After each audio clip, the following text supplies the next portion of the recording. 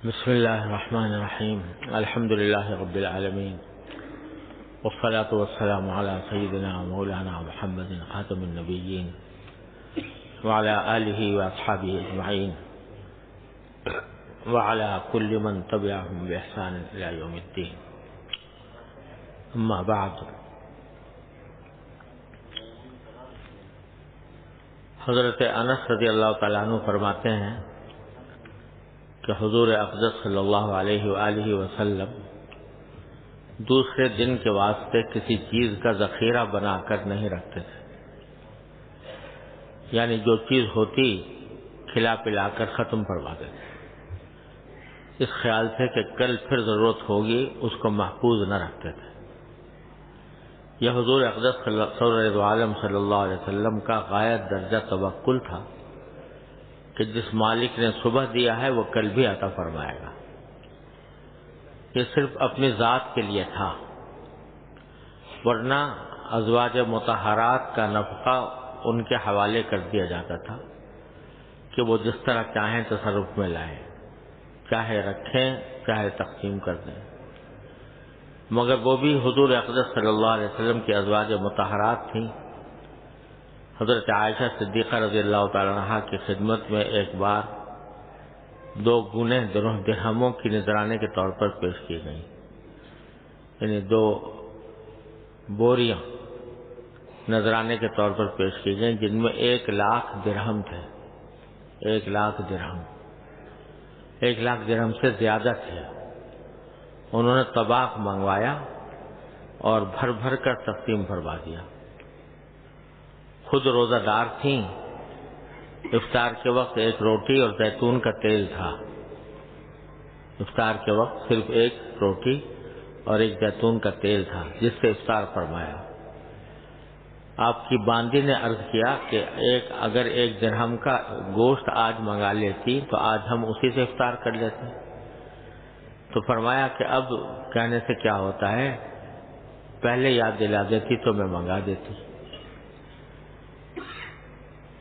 پھر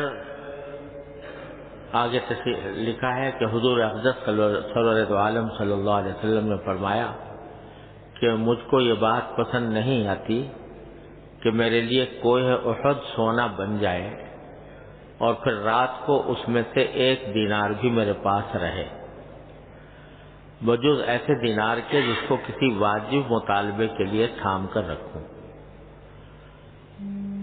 اور یہ بات آپ کے کمال سخاوت و جود و عطا کی دلیل ہے، چنانچہ اسی کمال سخاوت کے سبب آپ مقروض رہتے تھے، حتیٰ کہ آپ نے جس وقت وفات پائی ہے تو آپ کی زرہ اہل و عیال کے اخراجات میں رہن رکھی ہوئی تھی۔ یہ سارے واقعات جو بیان ہوئے، یہ ایک طرف حضور اقدس صلی اللہ علیہ وسلم کی سخاوت نفس کا بیان ہے، دوسری طرف قناعت کا، زہد کا، توکل کا، اللہ کے اوپر بھروسہ کرنے کا۔ یہ سب اعلیٰ صفات ہیں جو اللہ تبارک و تعالیٰ نے نبی کریم سرور عالم صلی اللہ علیہ وسلم کو عطا فرمائی تھی۔ پہلے تو ایک بات سمجھ لینے کی ہے، یہ جو فرمایا کہ نبی کریم صلی اللہ علیہ وسلم اگلے دن کے واسطے کوئی چیز اٹھا کر نہیں رکھتے تھے، بس آج کا دن کے لیے جو کچھ انتظام ہے وہ کر لیا اور آج کا کھانے پر اکتفا کر لیا، کل کے لیے اللہ پر بھروسہ ہے کہ اللہ تعالیٰ پھر دوبارہ عطا فرما دیں گے کوئی چیز۔ تو آج کی چیز کل پر اٹھا کر نہیں رکھتے تھے۔ یہ غایت درجے کا، انتہا درجے کا، اعلیٰ درجے کا توکل تھا نبی کریم صلی اللہ علیہ وسلم نے جس کا مظاہرہ فرمایا، لیکن عام مسلمانوں سے اس کا مطالبہ نہیں۔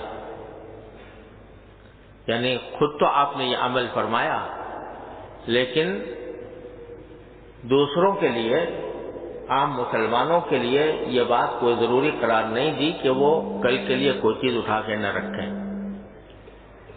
یا کوئی ایسا انتظام نہ فرمائیں جو ایک مناسب انتظام ہوتا ہے اپنے گھر چلانے کا.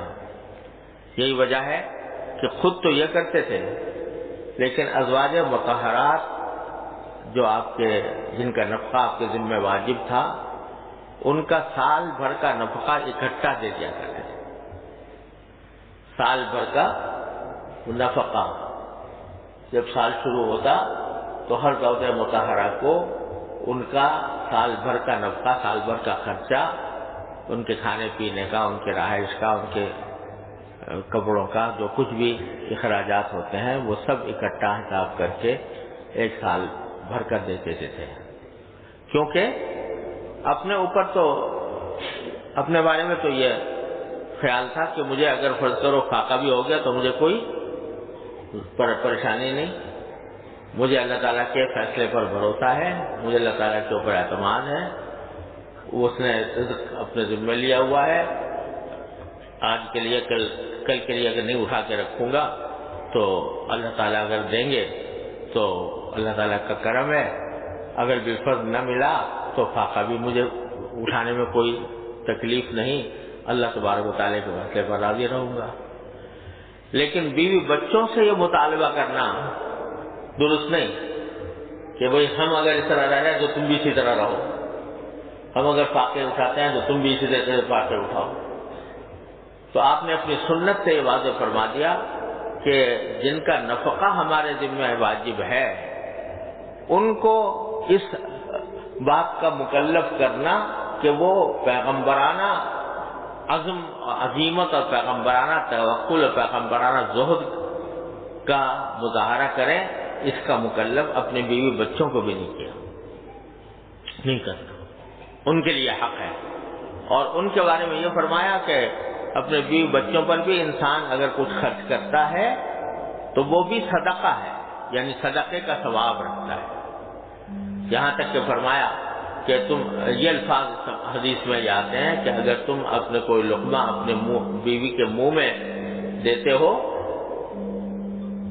تو وہ بھی صدقے کا ثواب رکھتا ہے. تو یہ نہ سمجھنا چاہیے کہ بیوی بچوں کے اوپر خرچ کرنا، بیوی بچوں کا نفقہ دینا یہ کوئی شریعت کے خلاف ہے یا زہد کے خلاف ہے یا توکل کے خلاف ہے یا بخل ہے یا حب مال ہے. یہ کچھ نہیں، وہ واجب ہے، ہر انسان کے ذمہ واجب ہے. اور نبی کریم صلی اللہ علیہ وسلم نے اپنے عمل سے ایسا کر کے دکھا دیا کہ سال بھر کا نفقہ اکٹھا دے دیتے ازواج مطہرات. مگر وہ بھی ازواج مطہرات حضور اقدس صلی اللہ علیہ وسلم کی تھی. سال بھر کا ہاتھ ہو گیا لیکن اس میں سے اللہ تعالیٰ کے راستے میں خرچ کرتی رہتی تھی، اپنی مرضی سے خرچ کرتی رہتی تھی. یہاں تک کہ بعض اوقات ایسا بھی ہوتا تھا کہ جو تھا وہ سارا کا سارا خرچ کر دیا، اپنے پاس کچھ بھی نہیں رہا، کوئی ایک کھجور رہ گئی، کوئی روٹی رہ گئی، کوئی زیتون کا تیل رہ گیا، جیسے کہ حضرت عائشہ صدیقہ رضی اللہ عنہا فرماتے ہیں. تو توکل در حقیقت یہ ہے، شرعاً توکل یہ ہے کہ آدمی جائز حدود میں رہ کر مال کی کمائی کرے، لیکن ایک اجمال کے ساتھ کرے، جتنا بقدر ضرورت ہے اتنا کرے، اور باقی کے اوپر اللہ پر بھروسہ کرے. ناجائز کے کام کی طرف ہرگز نہ جائے یہ سوچ کر کہ بھائی اگر نہیں کروں گا تو بھوکا رہ جاؤں گا. اللہ پر یہاں بھروسہ کرنا ہے کہ گناہ کا کام گناہ کے ذریعے ناجائز طریقے سے، حرام طریقے سے حاصل نہیں کروں گا، چاہے بھوکا رہنا پڑے تو رہ جاؤں گا، لیکن حرام طریقے سے نہیں کروں گا. اور پھر اللہ پر بھروسہ رکھے کہ وہ ہمیشہ مجھے بھوکا نہیں رکھے گا. ہو سکتا ہے تھوڑے دنوں کی آزمائش آئے، لیکن پھر اللہ تبارک و تعالیٰ کی طرف سے فتح باب ہوتا ہے، دروازہ کھل جاتا ہے. ان اللہ والرزاق ذو القوۃ المتین کا مظاہرہ ہوتا ہے.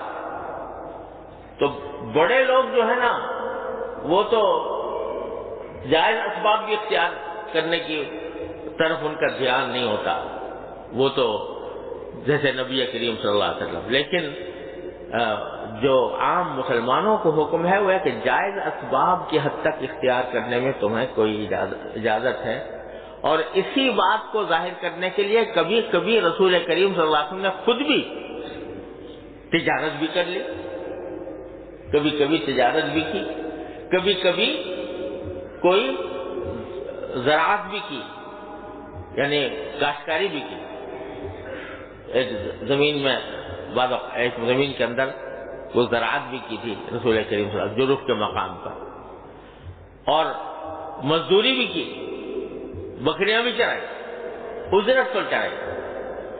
تو اللہ تعالیٰ نے آپ کی سنت میں ہر چیز دکھا دی، یہ بھی کرنا چاہو یہ بھی، اس کی بھی سنت موجود ہے، یہ کرنا چاہو اس کی بھی سنت موجود ہے، یہ کرنا چاہو اس کی بھی سنت موجود ہے۔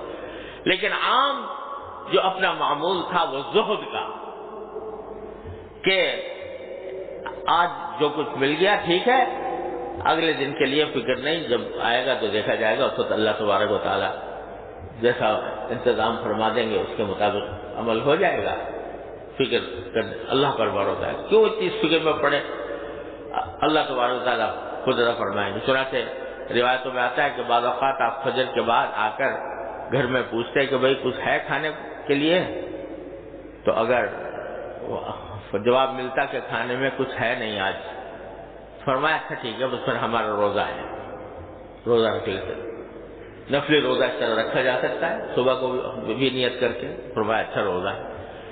تو لیکن یہ خود کر کے تو دکھایا، لیکن دوسروں کے لیے ضروری قرار نہیں دیا، ہم امت کے واسطے، امت کے عام مسلمانوں کے واسطے یہ ضروری قرار نہیں دیا، بلکہ فرمایا کہ جائز اور حلال طریقے سے فکر کر لو، جو جائز اور حلال طریقے سے مل جائے اس کو صبر و شکر کے ساتھ، اس کو قناعت کے ساتھ اس کو استعمال کرو، اور ناجائز کی طرف مت جاؤ۔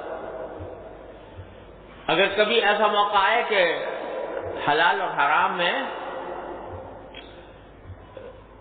مشکل پیش آ رہی ہے اور حرام چیز آنے والی ہے، اور خطرہ ہے کہ اگر حرام نہیں ہوگا تو بھوکا رہ جاؤں گا، تو پھر بھوکا رہ جانا بہتر ہے بنسبت حرام کھانے کی۔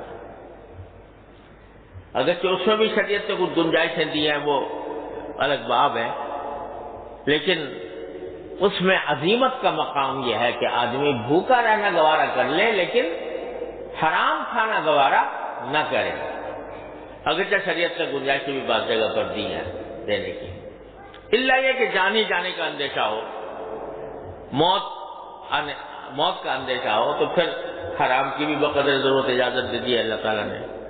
لیکن عام حالات میں آدمی کو چاہیے کہ وہ حرام سے پرہیز کرے، اور جب اللہ کے بندے ایسے ہوتے ہیں کہ جب ان کو سامنے یہ بات آتی ہے کہ یہ چیز حرام ہے، تو چاہے وہ کتنے ہی سخت حالت میں ہوں، اللہ تعالیٰ ان کو توفیق دیتا ہے اور وہ بچتے ہیں حرام سے۔ اور پھر مشاہدہ یہ ہے کہ اس کے بعد اللہ تعالیٰ کی طرف سے دروازے کھلتے ہیں، ایسے کھلتے ہیں کہ یرزقہ من حیث لا یحتسب، قرآن فرماتا ہے وَمَن یتق اللہ یرزقہ من حیث لا یحتسب، جو اللہ تعالیٰ کا خوف دل میں رکھتا ہو، تقوی رکھتا ہو، اس کو اللہ تبارک و تعالیٰ ایسی جگہوں سے رزق عطا فرماتے ہیں جہاں سے اس کا گمان بھی نہیں ہوتا، اللہ تعالیٰ فرماتے ہیں، اور اس کا مشاہدہ کرا دیتے ہیں۔ مجھے یاد ہے ایک مرتبہ ایک نوجوان میرے پاس آئے اور انہوں نے آ کے بتایا کہ وہ ایک انشورنس کمپنی میں ملازم ہے،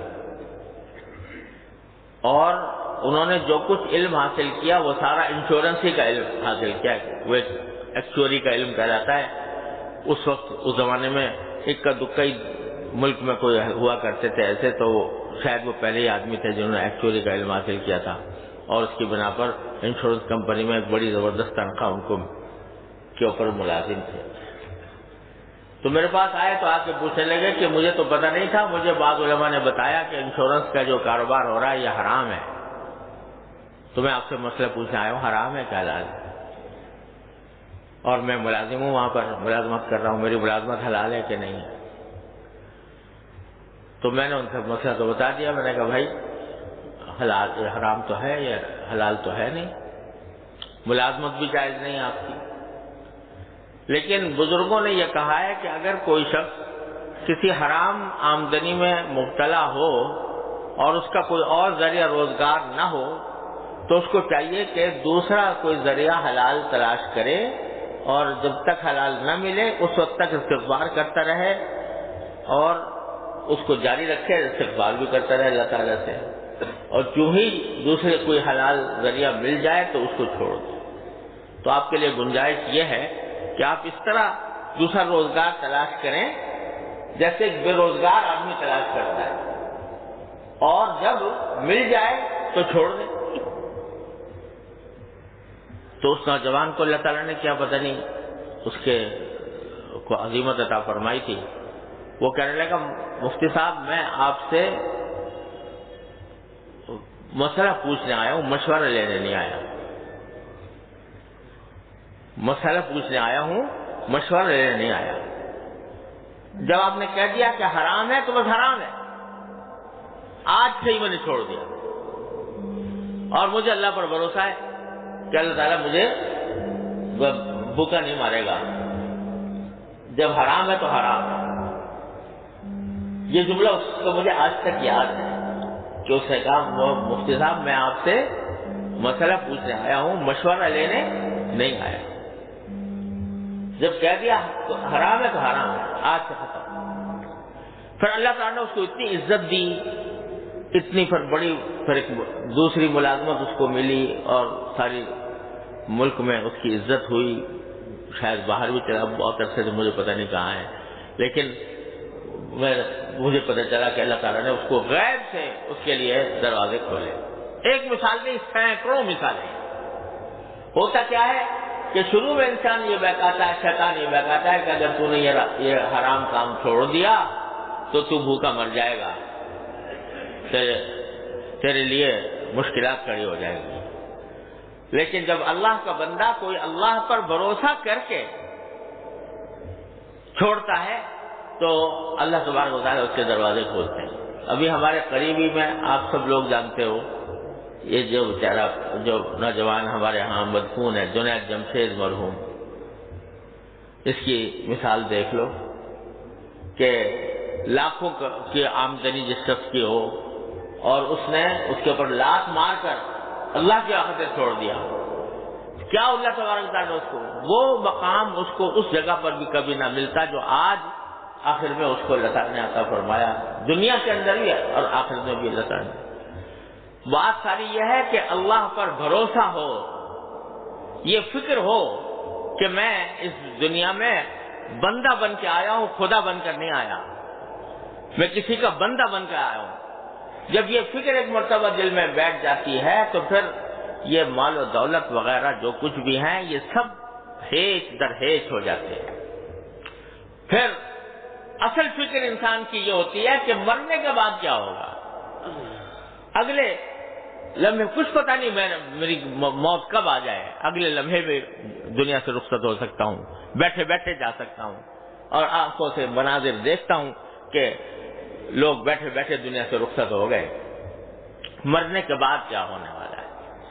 تو یہ جو در حقیقت یہ جو مال کی محبت ہے یہ بخل پیدا کرتی ہے. مال کی محبت ہے جو انسان کو سخاوت کے اعلیٰ وصف سے روکتی ہے. مال کی محبت ہے جو انسان کو بسا اوقات گناہوں میں مبتلا کرتی ہے. سمجھ رہا ہے وہ کہ میں مال بٹور رہا ہوں, حقیقت میں وہ آگ کے انگارے سمیٹ رہا ہوتا ہے. قرآن کریم نے فرمایا ان الذین یأکلون اموال الیتامی ظلما انما یأکلون فی بطونہم نارا وسیصلون سعیرا. جو لوگ یتیموں کا مال ظلمن کھاتے ہیں تو وہ اپنے پیٹ میں انگارے بھر رہے ہیں, انگارے کھا رہے ہیں.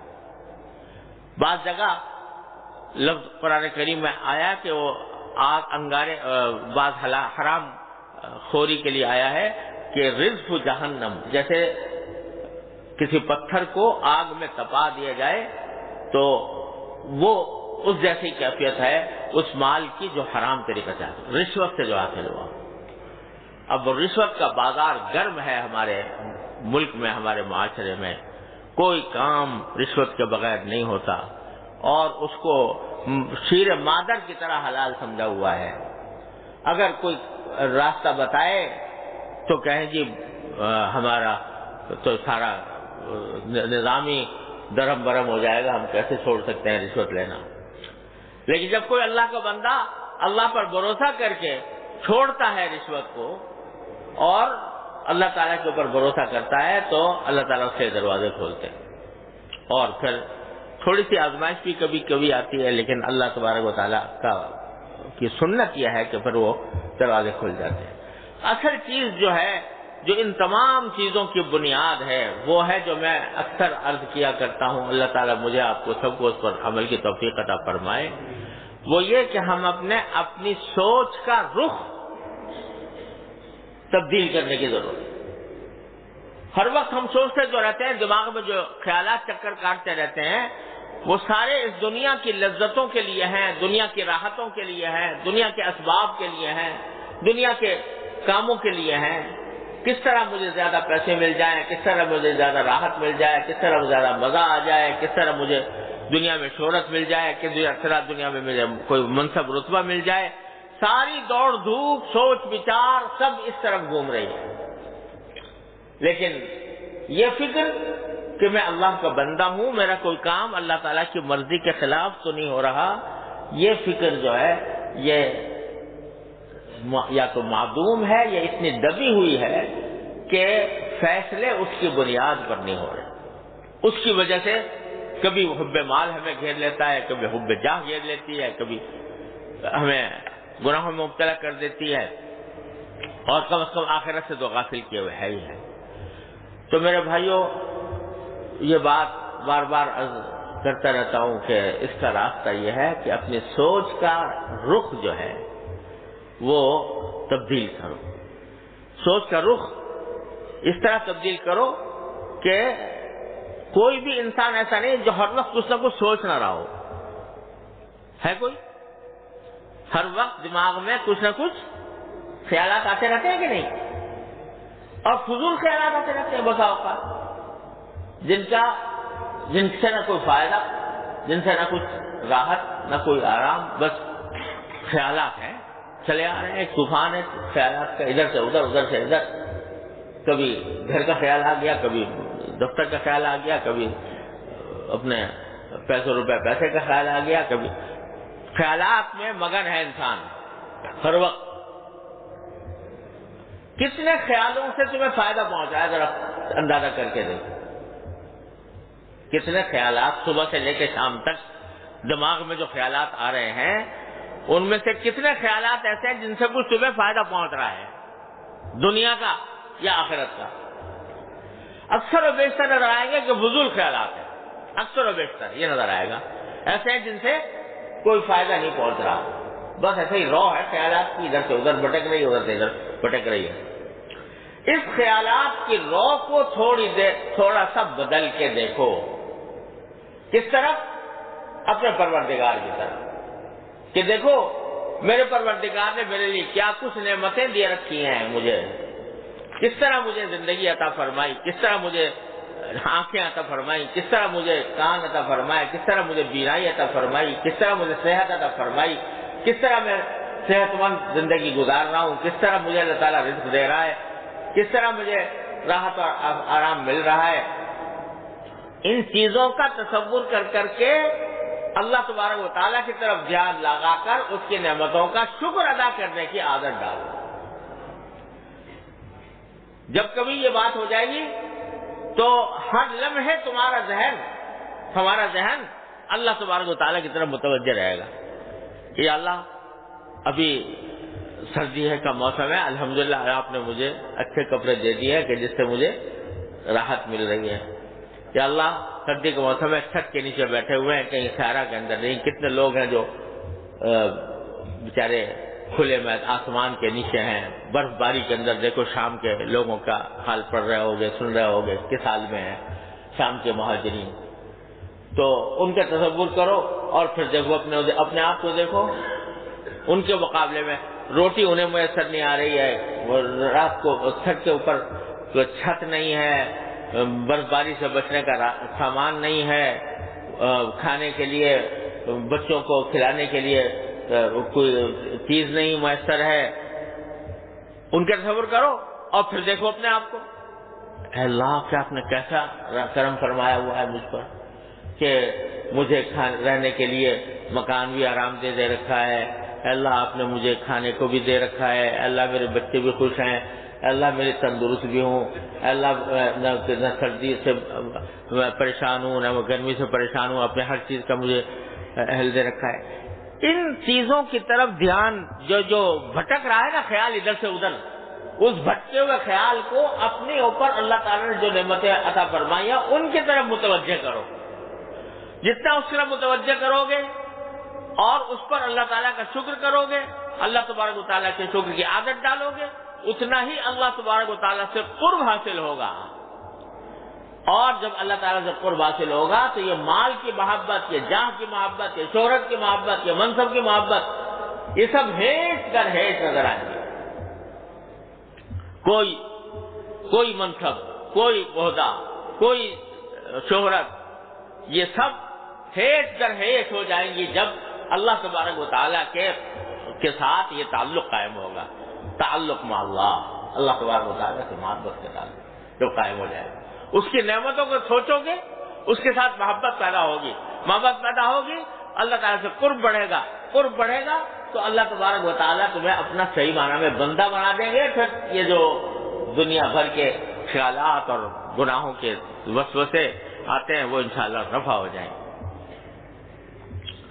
پھر دنیا کی مال و دولت اور راحت اور عزت اور شہرت اور منصب اور یہ سب چیزیں جو ہیں یہ ہیٹ در ہیٹ ہو جائیں گی۔ اللہ تعالیٰ اپنے رحمت سے عطا فرماتا ہے۔ حضرت شیخ عبد القادر جیلانی رحمۃ اللہ علیہ کی طرف منسوب ہے کہ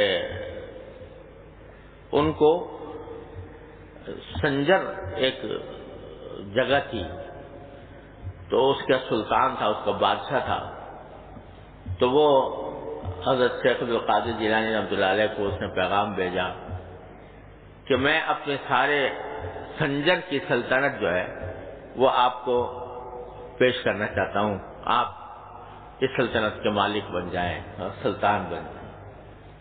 یہ پیشکش کی پوری سلطنت بادشاہ نے۔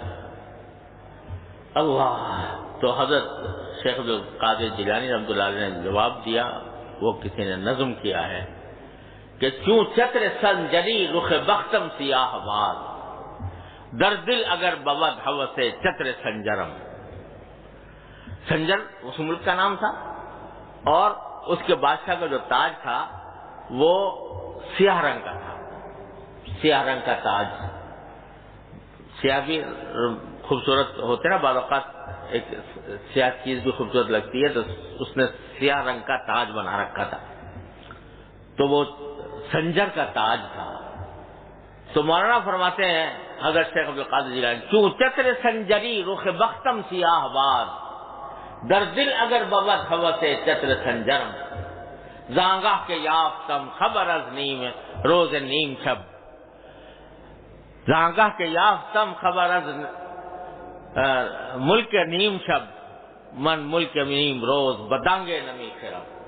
وہ جو سلطنت تھی سنجر کی، اس کا ایک علاقہ تھا جس کو نیم روز کہلاتے تھے۔ نیم روز کے لفظی معنی فارسی میں ہوتا ہے آدھا دن، تو اس نیم روز کی سلطنت پیش کی تھی حضرت شیخ عبد القادر جیلانی کو۔ تو فرمایا کہ اگر میرے دل میں سنجر کے تاج کی ذرہ برابر بھی خواہش ہو تو میرے قسمت کا چہرہ اللہ تعالیٰ سنجر کے تاج کی طرح سیاہ کر دے۔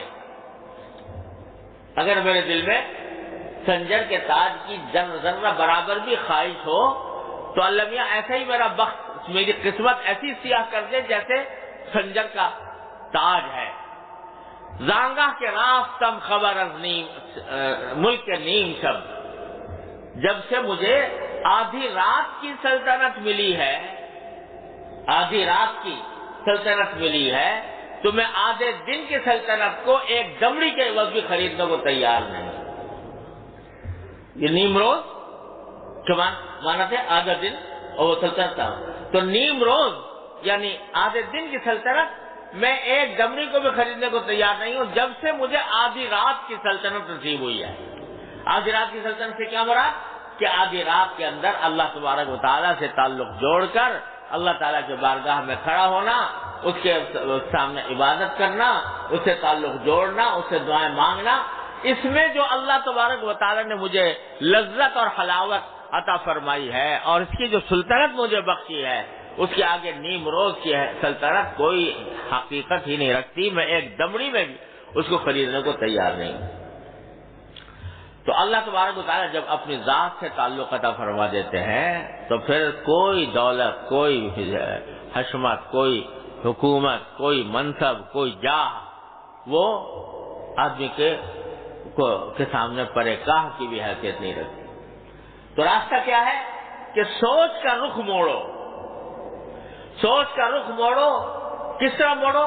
اللہ تبارک و تعالیٰ کی نعمتوں کی طرف، اس نعمتوں کا شکر ادا کرنے کی طرف، اپنی حاجتیں اس سے مانگنے کی طرف. یہ جو دن رات شیخ چلی کی طرح منصوبے بنا رہے ہو، وہ اس منصوبوں کے بجائے اللہ تعالیٰ سے مانگو. یا اللہ مجھے فلاں چیز کی ضرورت ہے، عطا فرما دیجیے. یا اللہ مجھے فلاں آپ نے اتنا کچھ عطا فرما رکھا ہے، پہلے میں اس کا شکر ادا کرتا ہوں اور پھر جو مجھے مطلوب ہے اللہ اس کو آپ سے مانگتا ہوں. اسی لیے دعا کرنے کا جو بہتر طریقہ بزرگوں نے بتایا ہے اور نبی کریم صلی اللہ علیہ وسلم سے ثابت ہے، وہ یہ کہ آدمی دعا سے پہلے شکر ادا کرے. الحمدللہ رب العالمین پہلے کہے. کیا مطلب؟ کہ اگر صرف بغیر اللہ تعالیٰ کا شکر کیے حاجت مانگو گے اللہ تعالیٰ سے تو گویا ایک طرف سے کہیں اس میں شائبہ پیدا ہوتا ہے شکوے کا. جیسے میرے پاس کچھ ہے تو ہے نہیں، میں مانگ رہا ہوں، آپ سے مانگ رہا ہوں. لیکن پہلے شکر ادا کر لو کہ جو موجودہ نعمتیں ہیں ان پر شکر کر کے اعتراف کر لو کہ اللہ آپ نے مجھ پر بہت نعمتوں کی بارش کر رکھی ہے، ساری تعریفیں آپ کی ہیں، سارا شکر آپ کا ہے. پہلے شکر کر کے اللہ تبارک و تعالیٰ کی نعمتوں کا اعتراف کر لو اور اعتراف کر کے شکر ادا کر کے پھر کہو کہ اللہ بہت کچھ دے رکھا ہے لیکن یہ حاجت ہے میری، یہ حاجت بھی پوری فرما دی. تو پھر دیکھو وہ ایک طرف شکر کے نتیجے میں ایک شکر کی عبادت تم نے ادا کر دی اور اللہ تبارک و تعالیٰ کے سامنے اپنی حاجت بھی پیش کر دی. تو دونوں چیزوں سے تمہارا تعلق اللہ تعالیٰ سے مضبوط ہو جائے گا، شکر سے بھی اور دعا سے بھی. تو اپنی سوچ کا محور، سوچ کا مرکز، سوچ کی لہر وہ اس طرف کرو، شکر کی طرف اور دعا کی طرف. اے اللہ جو نعمتیں آپ نے دی ہے اس پر شکر. اے اللہ فلاں چیز کی حاجت ہے مجھے عطا فرما دیجیے. اگر یہ سوچ اور یہ بات جس طرح زبان سے، یہ شکر اور دعا یہ جس طرح زبان سے ہوتی ہے اسی طرح دل سے بھی ہوتی ہے. چلتے پھرتے دل میں یہ کرتے رہو. یا اللہ میں باہر نکلا تھا، آپ نے اچھی سواری عطا فرما دی، اللہم لک الحمدللہ کا شکر. یا اللہ بیٹھ گیا ہوں، مجھے منزل تک آسانی سے پہنچا دیجیے. یا اللہ میں گھر میں داخل ہونے والا ہوں، گھر والوں کو خیر عافیت سے پاؤں، اچھی حالت میں دیکھوں، کوئی برا منظر سامنے نہ آئے. اے اللہ جب میں گھر میں داخل ہو گیا سب کو اچھی حالت میں پایا. یا اللہ آپ کا فضل و کرم ہے، آپ کا شکر ہے. اے اللہ ان کے درمیان محبتیں قائم رکھیے. اللہ ان کو آپ نے اپنے دین دنیا کی ترقی عطا فرمائیے، صلاح و فلاح عطا فرمائیے. غرض کون انسان ایسا ہے جو حاجتوں میں جکڑا ہوا نہیں ہے؟ تو ایک طرف اللہ تعالیٰ کی نعمتوں کا شکر ادا کرتے رہو، دوسری طرف اللہ تبارک و تعالیٰ سے اپنی حاجتیں مانگتے رہو. یہ اپنی سوچ کا رخ اس طرف موڑ دو. اس طرف موڑو گے تو جب اس طرف یہ سوچ کا رخ موڑے گا تو یہ جو شیطان دل میں ڈالتا ہے، مال کی محبت ڈالتا ہے، اس سے بخل پیدا ہوتا ہے اور ناشکری پیدا ہوتی ہے اور ناجائز کاموں کی طرف دھیان ہوتا ہے. یہ سارا دھیان مڑ کر اللہ جل جلالہ کی طرف چلا جائے گا انشاءاللہ. یہ راستہ ہے. تو صحابہ کرام کو اللہ تعالیٰ نے یہ حضور اقدس صلی اللہ علیہ وسلم یہی راستہ دکھایا. پابندی تو نہیں لگائی ان پر، اب ازواج مطہرات پر پابندی نہیں لگائی کہ تم بھی ایسے ہی کرو کہ بھائی کل کے لیے کچھ اٹھا کے مت رکھنا، کوئی کھانے کا انتظام نہ کرنا، پابندی نہیں لگائی، سال بھر کا نفقہ دے دیا، کوئی پابندی نہیں لگائی، لیکن ذہنیت ایسی بنا دی اپنے عمل سے، اپنے قول و فعل سے ذہنیت ایسی بنا دی کہ اصل چیز تو آخرت کی نعمتیں ہیں، اصل چیز تو اللہ تعالیٰ کو تعلق ہے، اصل چیز تو وہاں ملنے والی ہے، یہ دنیا تو اس کے آگے کچھ حقیقت نہیں رکھتی، بل تؤثرون حیات الدنیا والآخرۃ خیر وابقیٰ، اپنے قول سے فعل سے یہ ذہنیت دل میں پیدا فرما دی، نتیجہ یہ کہ مال بھی آ رہا ہے تو وہ آیا، اللہ تعالیٰ کی نعمت ہے، شکر ادا کیا اور پھر اس کو مناسب جگہوں پر خرچ کر دیا، تو وہی چیز سخاوت پیدا کر رہی ہے، وہی چیز قناعت پیدا کر رہی ہے، وہ چیز حب مال کو دور کر رہی ہے، وہ چیز بخل کو دور کر رہی ہے، وہی چیز سخاوت پیدا کر رہی ہے، ساری چیز جو ہے وہ اللہ تبارک و تعالیٰ کے ساتھ تعلق کی مضبوطی ہے، وہ جس دن حاصل ہو گیا تو انشاءاللہ سارے اخلاق حسنہ جو سنت نبی کریم صلی اللہ علیہ وسلم سے ہم پڑھ رہے ہیں وہ سب انشاءاللہ تعالیٰ حاصل ہوں۔ اس کی فکر چاہیے، اللہ تعالیٰ مجھے آپ کو سب کو اس کی فکر عطا فرمائے، شکر کی کثرت، اللہ تعالیٰ کی نعمتوں کا استعداد، اس پر شکر کی کثرت، اور اپنی ہر چھوٹی بڑی حاجت اللہ تبارک و تعالیٰ سے مانگنا، مانگتے رہنا، بس یہ کام کرنا، تو دیکھو انشاءاللہ کیا سے کیا ہو جاتا ہے، لیکن اس کے لیے مشق کی ضرورت ہے، بار بار اپنے نفس کو یاد دہانی کی ضرورت ہے، اسی لیے بار بار عرض کرتا رہتا ہوں کہ بار بار یاد دہانی کرتے ہیں، اپنے نفس کو یاد دہانی کرتے ہیں، جو یاد دہانی ہوگی انشاءاللہ رفتہ رفتہ یہ ایک مزاج بن جائے گا، طبیعت بن جائے گی، طبیعت و مزاج بن گیا تو سمجھو انشاءاللہ دنیا آخرت کی کامیابی حاصل ہو گئی۔ اللہ تعالیٰ اپنے فضل و کرم سے مجھے آپ کو سب کو اس کی توفیق عطا فرمائے۔ اللہم صلی علی سیدنا محمد کما صلیت علی ابراہیم وعلی ابراہیم انک حمید مجید۔ اللہم لک الحمد ولک الشکر، اللہم لک الحمد ولک الشکر، اللہم لک الحمد ولک الشکر۔ یا اللہ اپنے فضل و کرم اپنی رحمت سے ہمارے تمام گناہوں کو معاف فرما، یا اللہ ہمارے تمام چھوٹے بڑے اگلے پچھلے خفیہ علانیہ ہر طرح سے گناہوں کو معاف فرما، یا اللہ ہمارے اعمال و اخلاق کی اصلاح فرما، یا اللہ اپنی رحمت سے ہمیں سیدھے راستے کی توفیق عطا فرما، یا اللہ ہمارے قول و فعل کو اپنی رضا کے مطابق بنا، یا اللہ اتباع سنت کی توفیق کامل اور راستے عطا فرما، یا اللہ ہمیں دین کی صحیح سمجھ عطا فرما دے، یا اللہ اپنے ذات کے ساتھ تعلق مضبوط فرما دے، یا اللہ ہر طرح کے شر سے، معصیتوں سے، منکرات سے، گناہوں سے ہمارے گھر والوں، متعلقین، احباب سب کی حفاظت فرما، یا اللہ اپنی رحمت سے، اپنے فضل و کرم سے ہماری زندگی کا رخ اپنے رضا کی طرف دو موڑ دیجئے، اپنے رضا کامل کی زندگی عطا فرمائیے، یا اللہ تمام حاضرین کو ان کے تمام جائز مقاصد میں کامیابی عطا فرما، سب کی پریشانیوں کو دور فرما، سب کی مشکلات کو آسان فرما۔